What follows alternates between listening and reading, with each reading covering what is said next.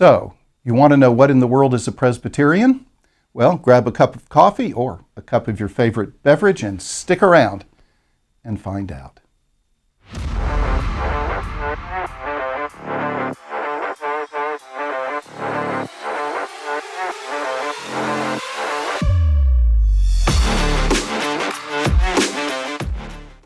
Hi, I'm John Judson, and I want to welcome you to this series of videos on what in the world is a Presbyterian.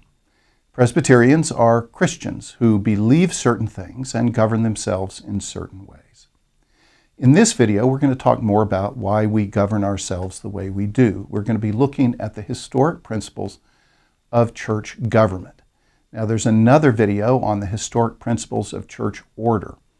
If you take these two videos together, they will form a larger framework in which to understand why we govern ourselves the way we do and how that makes us distinctive from other Christians. So, let's start. First, all congregations taken together make up the church. The church, as we understand it, is the universal church of Jesus Christ. It is the worldwide community of all congregations. That no congregation can say, well, we're it. We're the only church. We are the church. No. The church is made up of all congregations. Doesn't matter whether they're Presbyterian or Methodist or Roman Catholic or Orthodox. We're all the church. Second, we are governed by presbyters. And I've talked in other videos about why we have presbyters. Presbyter meaning elder, that the Greek word for elder is presbyteros. And elders were always considered in the Bible those who were wise, who would discern what the truth was together. And that's the reason that we have elders. We have elders because we need people to help us discern the direction, the vision of the church and how we ought to get there. And so we are ruled and governed by elders. And again, remember, as Presbyterians, the individual congregation elects the elders that lead and guide the church, the presbyters. And by the way, presbyters don't only serve and function in the local church in the session. Presbyters are those who go to presbytery, the meeting of a geographical grouping of churches, and they help decide what's the best way for this larger group to help individual congregations. Presbyters also go to the synod, which is the regional gathering of presbyteries, and presbyters also govern on the national level at the General Assembly. And so presbyters are those who have some wisdom and understanding and know to seek God. Next, we Presbyterians make decisions through councils. As I said in an earlier video, we are not democratic, we are representative. And so we have councils. The council of the local church is the session. The council of a bunch of sessions is the presbytery. The council of the presbyteries is the synod, and the council of actually all the presbyteries is the General Assembly.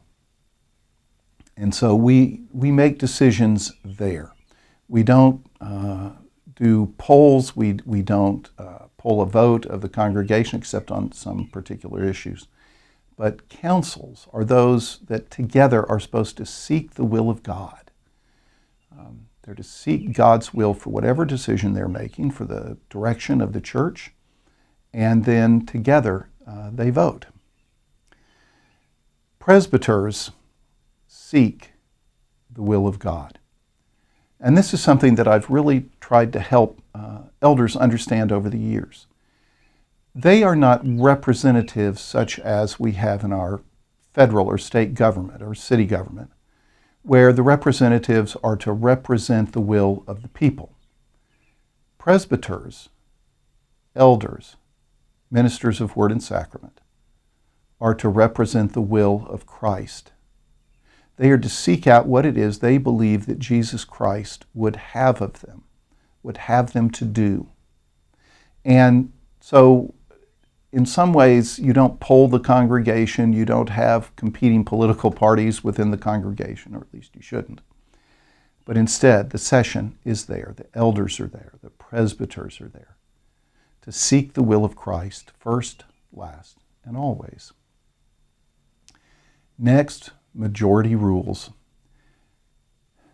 This is one of those things that has always been a struggle within the Presbyterian Church, that ultimately, because you make decisions in councils, it comes down to a vote.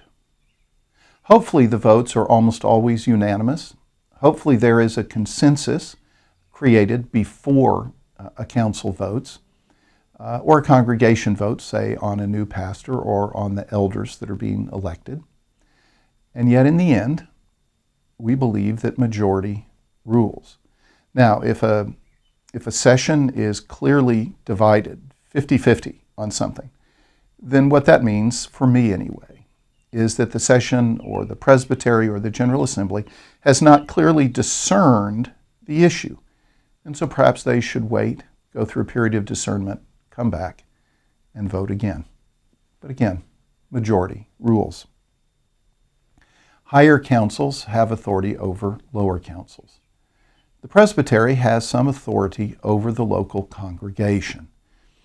It can tell congregations when to open and close. It can ask congregations to do certain things. And so there's authority. The synod has authority over the presbyteries. If there's a problem at the presbytery level, the synod can investigate and recommend changes. Just like if there's an issue at the local congregational level, the presbytery can do that. And then ultimately, though, the General Assembly has authority over both synods and presbyteries. So, higher judicial authority has authority over lower councils. All presbyters are ordained by councils. It is the role of the council to ordain those who will be serving on that council. In other words, the session, not the congregation, the session ordains and installs elders. The presbytery ordains and installs ministers of word and sacrament. Why? Because ministers of word and sacrament belong to the council of the presbytery and not to the church. Though the ordination will probably, usually, take place in a church, it is ultimately the presbytery that ordains ministers of word and sacrament. So councils ordain presbyters. All power is shared power. The church, meaning the congregation, has certain powers, but it shares powers with the clergy. It shares powers with the session and vice versa. And the individual congregation shares power with the presbytery, and the presbytery shares power with the synod, and all of us share powers with the General Assembly. Just like our government, in which each branch has its own authority that it shares with the others, that is the way we do things in the Presbyterian Church. No one session or one congregation is its own authority. It shares powers with everyone else. Finally, councils only have the authority that is given to them by the Constitution. And this is critical because we are a denomination that is governed by our Constitution. And as elders and ministers of word and sacrament, when we are ordained and installed, we agree to be bound by our book of order, by our confessions. And so therefore, if we agree to be bound by our Constitution, then we need to live by it. And so sessions can't take upon themselves powers that belong to the presbytery, such as recently, well, not just recently, over the past multiple years, churches have said, we want to leave the denomination, and so we can just do it. Well, it doesn't work that way. If a church wants to leave the denomination, then because its property is held in trust for the denomination by the presbytery, then it needs to go to the presbytery and negotiate a way to leave. This is what it means that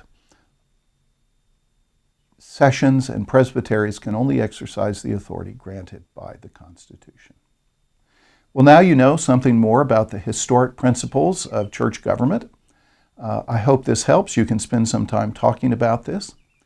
But on this day, I hope you'll find something for which you can be grateful. And I just hope you get to enjoy this world and creation that God has given us. Thanks for watching. Bye.